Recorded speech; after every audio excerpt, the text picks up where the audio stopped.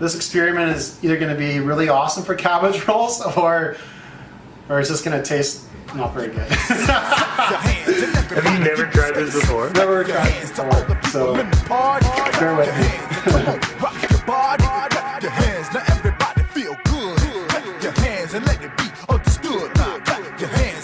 Alright, welcome to another episode of Cooking Outside the Harvest Box. I hope everyone's Christmas break was nice and relaxing and enjoyable, and everyone had a lot to eat over the holiday season.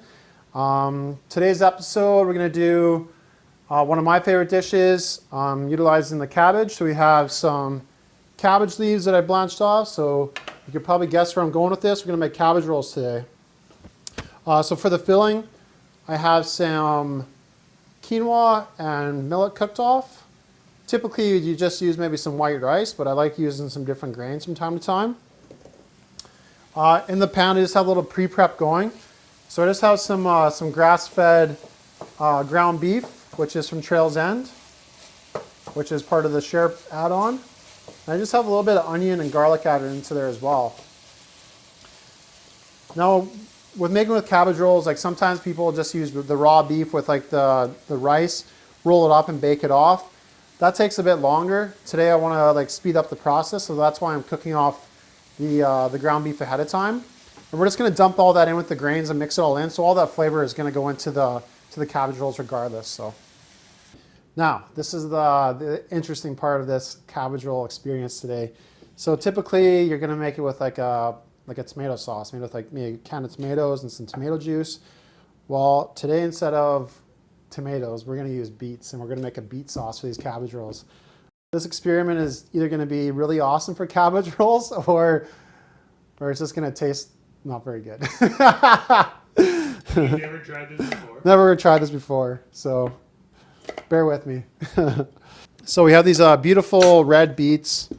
The great thing about beets is that, you know, this time of the year, I'm sure there's probably lots of us that are focusing on our health and, you know, getting back to some nutritious foods after indulging in all those sweets and alcoholic beverages and eggnog and all that fun stuff over the holidays. So the great thing about beets is that they're, you know, because of like all that deep red color in there, that's full of the phytonutrients. That's what gives it its color, which is full of antioxidants and its anti-inflammatory properties. So this is going to be really a beneficial sauce for these cabbage rolls. So that was about 3 beets. These are left over from previous shares.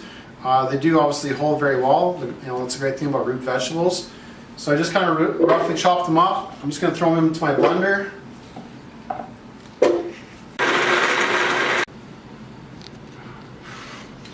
All right, now that's all blended up. It's like, look at how amazing this color of this sauce is going to be. It's like almost neon pink.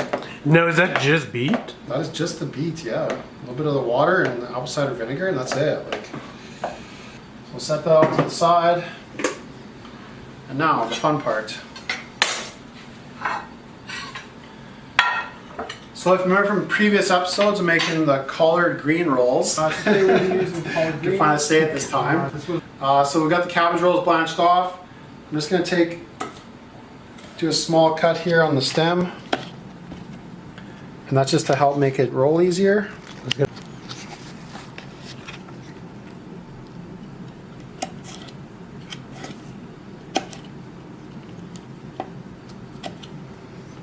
Just like a nice small size cabbage actually, so it's actually perfect for making these cabbage rolls. Not like sometimes those big giant ones you get at the grocery store. Unless you want like big giant cabbage rolls, I guess. I always thought that was the thing, that you needed the big leaves. I've never tried this dish.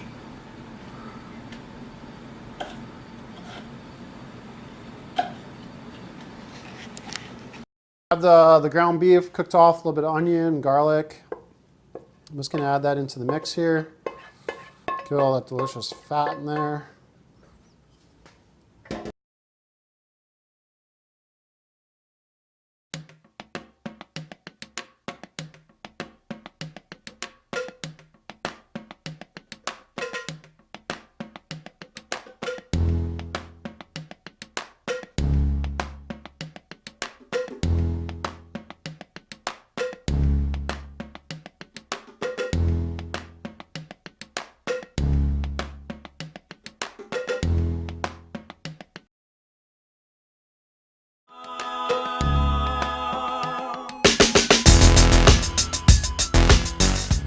so time's up. Took a little longer than I expected, but that's how it goes making cabbage rolls. All right, so pull these beauties out of here. It's interesting to see how it's kind of took on the color a bit of tomato sauce. It's kind of got that dark red color now. So I'm just gonna carefully scoop these out of here. It does look kind of dry, so maybe we could add a little more. Maybe if you want to add a little vegetable or chicken stock to it, or maybe a little bit of water. I think all in all, these look pretty good. We'll just cut one open here. As it falls apart. A couple shares back, we got some delicious little sauerkraut from Holy Kraut. This is the ginger flavor one. I unfortunately didn't get the traditional one, so I think the ginger flavor will go really nice with the beets actually. Let's add a little bit of this kraut to the side. And there you have it. We have the cabbage rolls stuffed with trills and ground beef, some quinoa and millet with a beet sauce instead of tomato. So, all right, so I had the pleasure of trying out this beet sauce on the cabbage rolls. I've already devoured one of them, and I have to say it's pretty good. Yeah, so this the experiment worked.